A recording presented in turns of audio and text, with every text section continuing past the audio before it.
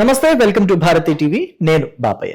ముందు నీ మరకలు మచ్చలు చూసుకో అంబటి అని చెప్పేసి ఈ వీడియోకి నేను ఒక టైటిల్ పెట్టాను. ఆంధ్రప్రదేశ్ మాజీ మంత్రి వైఎస్ఆర్ కాంగ్రెస్ పార్టీ నేత అంబటి రాంబాబుని కేంద్ర మంత్రి గుంటూరు ఎంపీ పెమ్మసాని చంద్రశేఖర్ ముందు నీ మచ్చలు మరకలు చూసుకో అంబటి అని అంటున్నట్టుగా నేను తమ్నైల్లో కూడా పెట్టాను. ఎందుకు అలా పెట్టాను అని చెప్పేసి పూర్తి డీటెయిల్స్ తెలియజేస్తాను. ఎక్కడా స్కిప్ చేయకుండా ఎండ్ వరకు చూడండి. సో ఇకపోతే ఫస్ట్ మనం అంబటి పూర్వాపరాల గురించి ఒకసారి టచ్ చేసే ప్రయత్నం చేద్దాం. అంబటి రాంబాబు అంటే రెండు తెలుగు రాష్ట్రాల్లో కూడా తెలియని వాళ్ళు ఎవ్వరూ ఉండరు.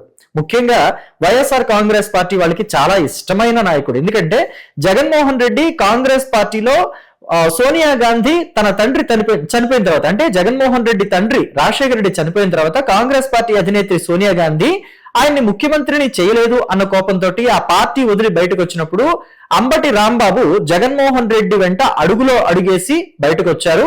ఆ పార్టీలో నుంచి బయటకు వచ్చి వైఎస్ఆర్ కాంగ్రెస్ పార్టీ పెట్టుకున్నప్పుడు అంబటి రాంబాబు కూడా ఆయనతో పాటు చేరారు. ఎప్పుడు జగన్మోహన్ రెడ్డి వెన్నంటే ఉంటూ వస్తూ ఉంటారు అంబటి రాంబాబు. దీనికి వైఎస్ఆర్ కాంగ్రెస్ పార్టీ వాళ్ళంతా కూడా ఫిదా అయిపోయారు, వైసీపీ వాళ్ళంతా కూడా ఫిదా అయిపోయారు. ఇదొక రీజన్ అయితే అంబటిని ఇష్టపడడానికి. ఇంకొక రీజన్ ఏంటంటే చంద్రబాబు నాయుడిని, పవన్ కళ్యాణ్ని పర్సనల్ గా కూడా టార్గెట్ చేస్తూ వ్యంగ్యాస్త్రాలు సంధించడంలో అంబటి రాంబాబు దిట్ట. అసెంబ్లీలో కూడా, అంటే బయట మాత్రమే ప్రెస్ మీట్లు మాత్రమే కాదు, అసెంబ్లీలో కూడా అంబటి రాంబాబు చంద్రబాబు మీద ఎలాంటి వ్యంగ్యాస్త్రాలు సంధించారు అనేది కూడా అంతా చూసాం. అందుకని ఇంకొంచెం ఎక్కువ ఇష్టపడతారు. మరీ ఇంకా ఎక్కువ ఇష్టపడటానికి కారణం కూడా చెప్పుకోవచ్చు మనం. ఎందుకంటే సంజన, సుకన్య అని చెప్పేసి కొన్ని పేర్లతోటి ఆయనకి సంబంధించిన ఆడియో క్లిప్స్ బయటకు వచ్చినాయి. ఈ ఆడియో క్లిప్స్ బయటకు వచ్చిన దగ్గర నుంచి కూడా వైఎస్ఆర్ కాంగ్రెస్ పార్టీ వాళ్ళు ఇంకా ఎక్కువ ఇష్టపడటం మొదలు పెట్టారు అంబటి రాంబాబుని. సో ఇకపోతే అంబటి రాంబాబు పొలిటికల్ కెరీర్ గురించి కూడా మనం ఒకసారి మాట్లాడుకోవాలి. 1989లో మొట్టమొదటిసారిగా అంబటి రాంబాబు ఎమ్మెల్యేగా టికెట్ తీసుకున్నారు. కాంగ్రెస్ పార్టీ నుంచి పోటీ చేశారు, గెలిచారు. అది సుత 2019 వరకు ఆయన మళ్ళీ గెలవడం లేదు, కొన్నిసార్లు అయితే అసలు పోటీ చేయను కూడా లేదు. 1989 తర్వాత 94 ఎన్నికలు వచ్చాయి కదా. 94 ఎన్నికల్లో ఆయన ఓడిపోయారు. రేపల నియోజకవర్గం నుంచే పోటీ చేశారు. ఫస్ట్ ఆయన 89 కూడా రేపల నియోజకవర్గం నుంచే పోటీ చేసింది. ఆ తర్వాత 94 కూడా రేపల నుంచే, 99లో కూడా పోటీ చేశారు, ఓడిపోయారు.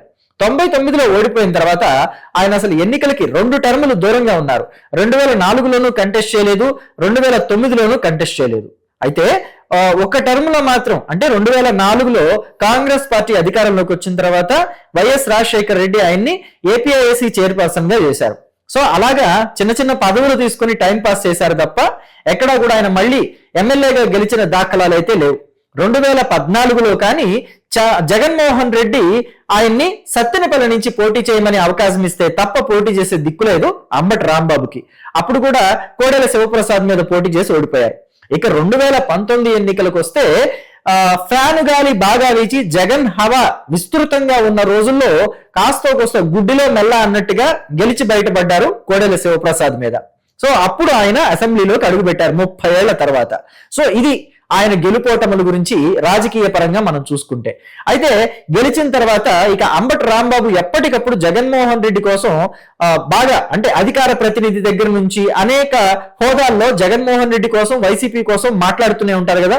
అందుకని పార్టీకి కాపు కాసే వ్యక్తి అని చెప్పేసి, కాపు కులం కోసం ఎప్పుడు కాపు కాయకపోయినా తన సొంత సామాజిక వర్గానికి ఏ చిన్న పని కూడా చేసి పెట్టకపోయినా జగన్మోహన్ రెడ్డి కోసం చేసి పెడుతున్నాడు, వైసీపీ కోసం చేసి పెడుతున్నాడు. కాబట్టి వైసీపీ కోసం అంకిత భావంతో అంబటి రాంబాబు పనిచేస్తున్నాడు. కాబట్టి ఆయన్ని జగన్మోహన్ రెడ్డి తన 2వ టర్మ్ లో, అంటే మంత్రి మండలిలో మార్పులు చేర్పులు చేశారు కదా 2022లో, ఆ టైంలో మంత్రిని కూడా చేశారు అంబటి రాంబాబుని. తన కేబినెట్ లోకి తీసుకున్నారు జగన్మోహన్ రెడ్డి.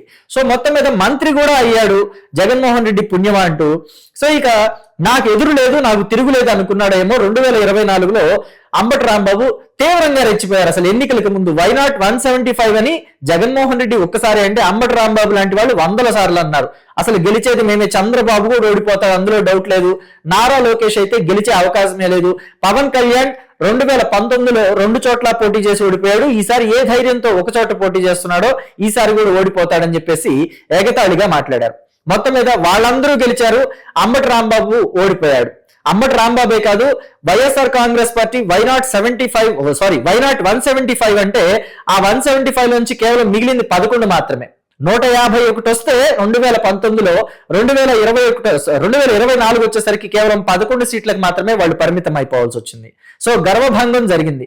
సో అప్పటికైనా మారతారనుకుంటే మారలేదు. ఎప్పటికప్పుడు ఆయన కొద్ది కాలం పాటు, ఎన్నికలు అయిపోయిన తర్వాత కొద్ది కాలం పాటు సైలెంట్ గా ఉన్నా, ఎప్పుడైతే జగన్మోహన్ రెడ్డి ఆయన్ని గుంటూరు వెస్ట్ నియోజకవర్గానికి ఇన్ఛార్జ్ గా తీసుకొచ్చి పెట్టారు, అంటే సత్తెనపల్లిలో అక్కడి నుంచి తీసేసి సత్తెనపల్లి నియోజకవర్గాన్ని ఒక రెడ్డి సామాజిక వర్గానికి చెందిన వ్యక్తికి అప్పజెప్పి నియోజకవర్గ బాధ్యతలు అంబటి రాంబాబుని తీసుకొచ్చి గుంటూరు వెస్ట్ లో పెట్టారు.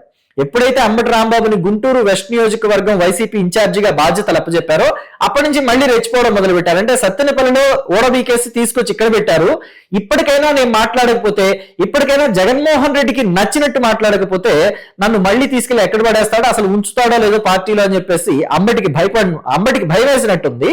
సో అప్పటి నుంచి రెచ్చిపోవడం మొదలు పెట్టారు. ఆ రెచ్చిపోవడం టైంలోనే చంద్రబాబు మీద అనుచిత వ్యాఖ్యలు చేస్తే తెలుగుదేశం పార్టీ వాళ్ళు, కూటమి కార్యకర్తలంతా ఇంటి మీదకి వెళ్లి దాడులు చేశారు.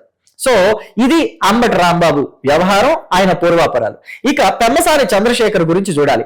అంబటి రాంబాబుకి పెమ్మసాని చంద్రశేఖర్ కి ఎంత తేడా ఉంటుందంటే, విఘ్నతలో కావచ్చు, రాజకీయాలు మెయింటైన్ చేసే విషయంలో కావచ్చు, నక్కకి నాగలోకి అనుకున్నంత తేడా ఉంటుందని చెప్తూ ఉంటారు గుంటూరు వాళ్ళంతా కూడా. పెమ్మసాని చంద్రశేఖర్ అక్కడ గుంటూరు శంకర విలాస్ ఫ్లైఓవర్ నిర్మించే విషయంలో కూడా ఆయన మీద అనేకమైన ఆరోపణలు చేశారు. కానీ ఎప్పుడు కూడా పెమ్మసాని చంద్రశేఖర్ మాట్లాడలేదు. అంబటి రాంబాబు అనేక సందర్భాల్లో పెమ్మసాని చంద్రశేఖర్ ని పోక్ చేస్తూనే ఉన్నారు. కానీ ఎప్పుడు కూడా పెమ్మసాని రియాక్ట్ అవ్వలేదు. ఎందుకని అంటే అంబటి లాంటి వాళ్ళు ఎప్పుడు కూడా టెంప్ట్ చేసి ఏదో ఒక విధంగా దిగజార్చాలని చూస్తూ ఉంటారు. అంటే రెచ్చగొట్టేసి వాళ్ళని కూడా వీళ్ళకిలాగా మాట్లాడించాలి, దిగజారుడు మాటలు, చౌకబారు మాటలు, బజారు తరహా మాటలు మాట్లాడించాలని చెప్పేసి తెలుగుదేశం పార్టీ వాళ్ళని కూడా రెచ్చగొట్టే ప్రయత్నం చేస్తూ ఉంటారు. కానీ పెమ్మసాని చంద్రశేఖర్ అంబటి రాంబాబు వ్యాఖ్యలకి ఎప్పుడూ టెంప్ట్ అవ్వలేదు, ఎప్పుడూ రెచ్చిపోలేదు. ఆయన తనదైన శైలిలోనే రాజకీయాలు చేసుకుంటూ వెళ్తున్నారు. పెమ్మసాని చంద్రశేఖర్ 2019లోనే నిజానికి నరసరావుపేట నియోజకవర్గం నుంచి పోటీ చేయాల్సి ఉంది. కానీ ఆ టైంలో రాయపాటి సాంబశివరావుకి కమిట్మెంట్ ఇచ్చారు కాబట్టి చంద్రబాబు, నువ్వు ఇక్కడి నుంచి పోటీ చేయద్దు కానీ నరసరావుపేట అని చెప్పేసి ఆయనకి చెప్పారు కాబట్టి ఆ సీట్ ఆయనకి ఇవ్వటం వల్ల ఈయన అప్పుడు అలొకేట్ చేయలేకపోయారు. ఈయనకి ఏ స్థానం కూడా అలొకేట్ చేయలేకపోయారు. సో కాబట్టి 2024కి ఆయనకి పూర్తి స్థాయిగా రాజకీయాల్లోకి వచ్చేసారు. అమెరికా నుంచి కూడా అక్కడ ఆయనకి బోల్డ్ అన్ని వ్యాపారాలు ఉన్నాయి, చాలా పెద్ద ఎత్తున సంపాదన కూడా ఉంది, కొన్ని వేల కోట్లు ఆర్జించారు. అసలు భారతదేశంలోనే నెంబర్ 2 స్థానంలో ఉన్నారు. ఎంపీల్లో బాగా ధనవంతుడైన వ్యక్తి అని అంటే నెంబర్ 2 ఈయనే అని చెప్పేసి చెప్తుంటారు. నెంబర్ 1 ఆర్ నెంబర్ 2 ప్లేస్ లోనే ఉన్నారు ఈయన. సో కొండ విశ్వేశ్వర రెడ్డి గాని ఈయన గాని అంటే నెంబర్ 1 పొజిషన్ లో ఎవరున్నారనేది కొంచెం నాకు క్లారిటీ తక్కువగా ఉంది. మీకు గనక తెలిస్తే దాన్ని కమెంట్ బాక్స్ లో చెప్పండి. నేను నెంబర్ 1 పొజిషన్ అని అనుకుంటున్నాను. కొంతమంది పెమ్మసాని నెంబర్ 2 అని చెప్పేసి చెప్తూ ఉంటారు. అత్యంత ధనవంతుడైన ఎంపీ అని చెప్పేసి చెప్తూ ఉంటారు. సో మొత్తం మీద ఎనీహావ్ వీళ్ళ లెక్కలు మాత్రం కరెక్ట్ గా ఉంటాయి. పెమ్మసాని చంద్రశేఖర్ లాంటి వాళ్ళ లెక్కలన్నీ కూడా, అకౌంట్స్ అన్ని కూడా కరెక్ట్ గా ఉంటాయి. ఎందుకంటే ఇక్కడలాగా షెల్ కంపెనీలు పెట్టడం, బోగస్ కంపెనీలు పెట్టి మనీ లాండరింగ్, క్విడ్ ప్రోకో లాంటి వాటితోటి షెల్ కంపెనీలోకి మనీ తెచ్చుకొని అడ్డదారుల్లో ధనం సంపాదించడం, డబ్బు సంపాదించడం, ఆస్తులు కూడబెట్టాలి లాంటివి ఉండవు. అమెరికాలో లెక్క పక్కాగా ఉంటుంది, కరెక్ట్ గా ఉంటుంది. ఇలాంటి షెల్ కంపెనీలు మెయింటైన్ చేసి క్విడ్ ప్రోకోలోనో మనీ లాండరింగ్ లోనో డబ్బులు సంపాదించాలని చూస్తే తీసుకెళ్లి బొక్కలేస్తారు, బయటకు వచ్చే అవకాశం కూడా ఉండదు. కాబట్టి పెమ్మసాని చంద్రశేఖర్ అకౌంట్స్ అన్ని క్లియర్ గా, క్లారిటీగా ఉంటాయి. పైగా పెమ్మసాని చంద్రశేఖర్కి అంబటి రాంబాబుకు ఉన్నట్టు ఏ మచ్చలు కూడా లేవు. ఇలాంటి సంజనాలు, సుకన్యాలు ఇలాంటి మచ్చలేం లేవు. ఆయన చాలా క్లియర్ గా, క్రిస్టల్ క్లియర్ గా ఉన్నారు. ఆయన క్యారెక్టర్ కూడా చాలా గుడ్ క్యారెక్టర్ అని చెప్పేసి గుంటూరులో ఏ మూల అడిగినా గానీ, గుంటూరు పార్లమెంటు స్థానంలో ఏ మూల, ఏ ప్రజల్ని కదిలించినా గానీ, ఏ వర్గం వాళ్ళని కదిలించినా గానీ, ఏ వయసు వాళ్ళని కదిలించినా గానీ పెమ్మసాని చంద్రశేఖర్ క్యారెక్టర్ కి వేలెత్తు చూపించడానికి లేదని చెప్పేసి చెప్తూ ఉంటారు. అలాంటిది పెమ్మసాని చంద్రశేఖర్ ని ఎప్పటికప్పుడు అంబటి రాంబాబు రెచ్చగొట్టాలని చూస్తూ ఉంటారు. ఎందుకంటే నేను చెప్పాను కదా ఇందాక, తెలుగుదేశం పార్టీ వాళ్ళ చేత కూడా ఇలాంటి చౌకబారు మాటలు, బూతులు, వ్యంగ్యాస్త్రాలు, ఫ్యామిలీని కూడా టార్గెట్ చేసే విధంగా మాట్లాడించాలి అని చెప్పేసి వాళ్ళని రెచ్చగొడుతూ ఉంటారు. సో అంబటి రాంబాబు కూడా అనేక మార్లు పెమ్మసాని చంద్రశేఖర్ ని రెచ్చగొట్టినా ఎక్కడ ఈయన రెచ్చిపోలేదు.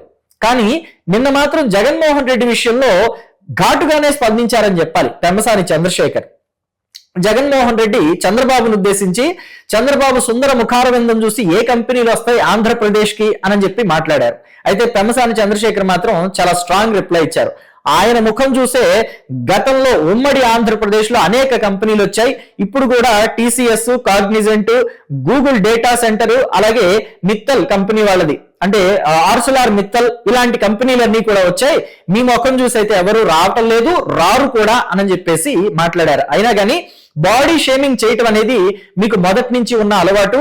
మీరు అలవాటు ఖచ్చితంగా మానుకొని తీరాలి. మేము తిరిగి బాడీ షేమింగ్ చేయటం అనేది మాకు నిమిషం పట్టదు. అయినా ఒక్క మాటతో నేను మిమ్మల్ని చంపేయగలను, కానీ మా క్యారెక్టర్ అది కాదు, మేము అంతకి దిగజారము అని చెప్పేసి స్ట్రాంగ్ రిప్లై ఇచ్చారు. ఎప్పుడైతే పెమ్మసాని చంద్రశేఖర్ ఈ రిప్లై ఇచ్చారో జగన్మోహన్ రెడ్డికి, అంబటి రాంబాబు ఆయన ఉద్దేశించి ఒక ట్వీట్ పెట్టారు.